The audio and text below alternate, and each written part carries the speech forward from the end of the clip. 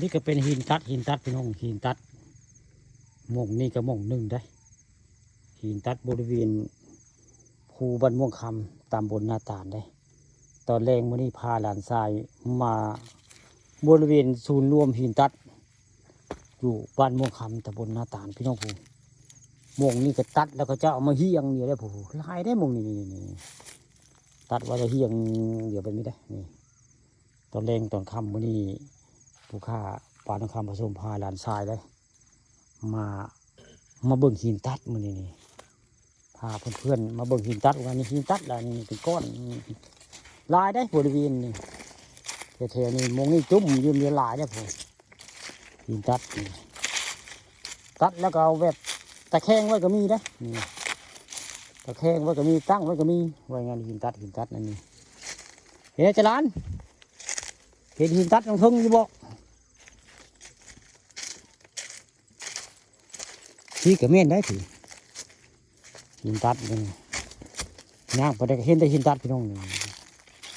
นี่แหละหินตัดหินโบราณแหละนี่มันนี่ผู้ค้าป่าทองคำพามาชมหินตัดโดยตรงพี่น้องนี่ผมใช้กระเตะได้นี่กระเตะได้เพิ่นเจาะกินมากระบุกบึงเดียวนี่กระเม่นนะหินตัดแต่เอาไว้บนเป็นที่เป็นทางนะใครอยากเบิ้งก็มาเบิ้งเด้อพี่น้องโอ้ยขอเรียกไม้สั่งนาวหักไม้หักยานี่แบบไม้สั่งนาวพี่น้องนี่ไม้สั่งนาวได้ที่ไม้หักยาได้นี่เอาไปต้มกินนี่ดีไม่แห้งง่ายแต่พ่อแต่ไม่เอาว่าใดนี่เป็นทางไม้ละนี่พ่อขาเป็นทางโมหักทางไม้ได้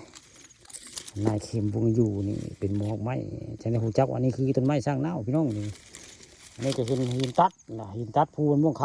ำตาบนหน้าตาลลายก็ได้ผู้มีทั้งนอนมีทั้งตั้งได้หินตัดโบราณ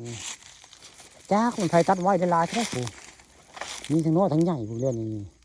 ตัดไว้แล้วมาตั้งไว้แล้วมันนี่นะลายก็ได้ใครบ่เคยเห็นหินโบราณก็นี่พี่น้องหินโบราณมันนี่พามาเบิ่งหินโบราณหินตัดพี่น้องนี่หลายพอสมควรเลยแล้วก็ต้นไม้ช่างนาวก็โอ้ลายม่งเลยอันนี้ก็แม่นไม้ช่างนาวเพียงนี้เจ้าล้านเด้ได้ห้างยาโมต้มนี่ต้นไม้ช่างนาวตัวนี้คักเลยเจ้าล้านได้นี่เด้ต้นน้อยนี่ดำดีภายบนได้มีได้ต้นไม้ช่างนาวห้างยาได้ลุงสิบอก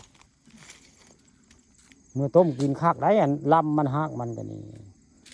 ลายจะได้พี่น้องก็บริเวณนี่มีแต่หินตัดผมมื้อนี้พาเบิ่งหินตัด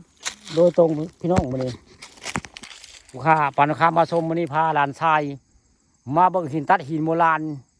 อยู่บริเวณภูเขาบ้านม่วงคำตำบลนาตาลพี่น้องบรรยากาศคักตอนแรงตะเวนใกล้ตกเป็นไงจะร้านหลายบ่หินตัดเบิ่งแล้วฮะหลายเนาะอันไพหูจักเรื่องราวที่เรื่องหินตัดนี่ก็คอมเมนต์ไม่เด้อว่าอยู่สมัยใดเนาะพศใดนี่หินตัดหินล่างอันนี้หินตัดว่าพิธีหินตัดอันนี้ใครพ่อหูจักนี่หินตัดบ้านบวงคำตำบลนาตาลนี่หลายพี่น้องนี่